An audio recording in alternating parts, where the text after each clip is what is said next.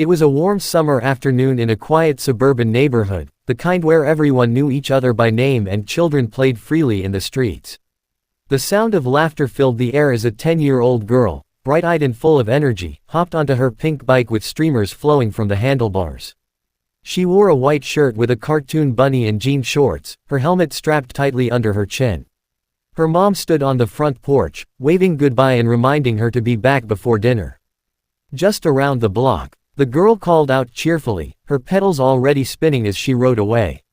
Neighbors noticed her as she passed, Mrs. Hanley trimming her roses, Mr. Carter walking his dog. She smiled at them all, her presence like a ray of sunshine. But then, as she rounded a corner near the wooded edge of the neighborhood, she seemed to vanish.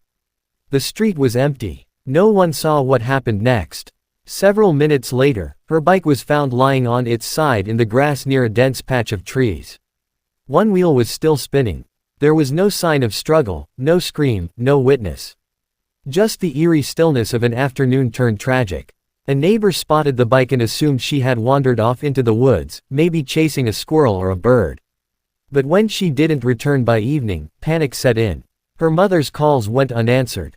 Police were called. Flashlights swept through the trees. Volunteers scoured the area. The only thing they found was her bike and a single sneaker caught in a bush nearby. Rumors spread quickly, talk of a suspicious van seen earlier, strangers in the area. The neighborhood that once felt so safe suddenly felt cold and threatening. The girl who had ridden away with joy had simply disappeared, and from that day on, nothing was ever the same again. At the local police station, the missing girl's case quickly became the department's top priority. Detectives pored over every possible lead, working around the clock for days. Posters with her face were plastered on telephone poles, store windows, and community boards. News stations ran her story daily, asking for any information. Tip lines rang constantly, but none led to her. Her parents did interviews, begging the public for help, their faces drained with grief and desperation. Every day without answers felt like a lifetime. Investigators canvassed the neighborhood repeatedly. They questioned every resident, traced the route the girl had taken, and combed through hours of surveillance footage from nearby stores and traffic cameras. A few leads surfaced. One neighbor mentioned a dark van parked suspiciously near the woods. Another recalled seeing a man standing by the edge of the street that day, but nothing was conclusive. The man, if he existed, was never identified. The van was never found. And the trail went cold. Weeks turned into months. The search efforts gradually slowed. The volunteers who once filled the woods dwindled, and media coverage faded. Her room remained untouched at home, her favorite toys gathering dust. Her parents never gave up hope, though the community began to quietly assume the worst. With each passing year, the case became just another file in a growing stack of unsolved disappearances. Detectives were rotated. New officers inherited the case, re-examining the evidence with fresh eyes.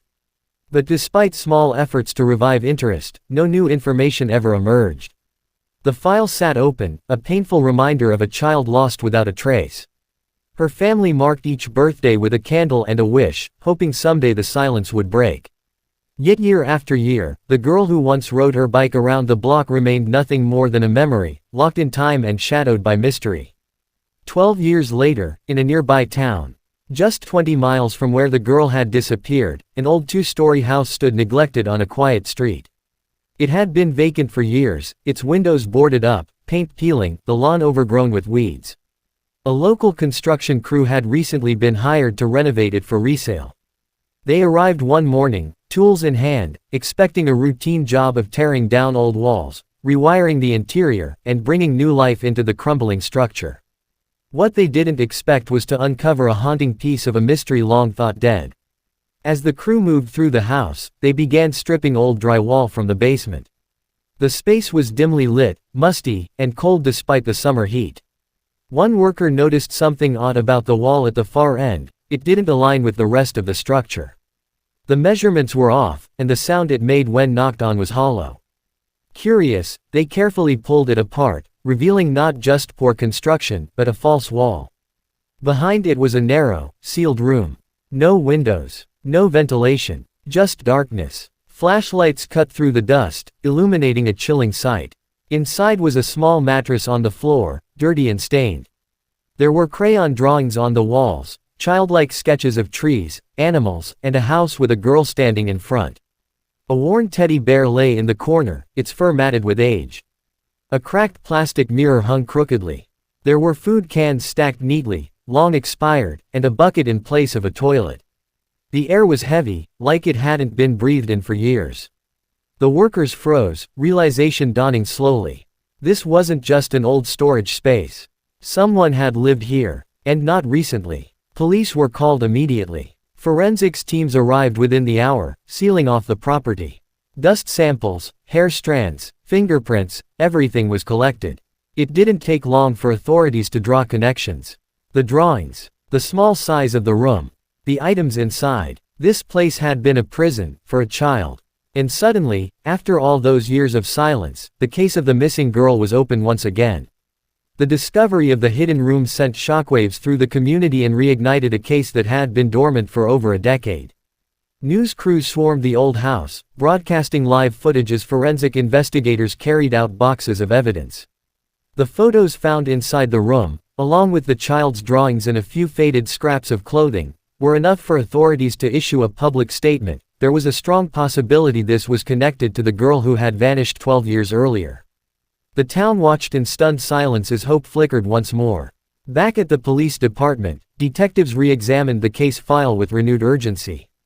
Fingerprints lifted from the hidden room were matched to a suspect, a man in his 50s who had once owned the house but sold it shortly after the girl's disappearance. He had lived a quiet life, with no prior criminal record, blending easily into society.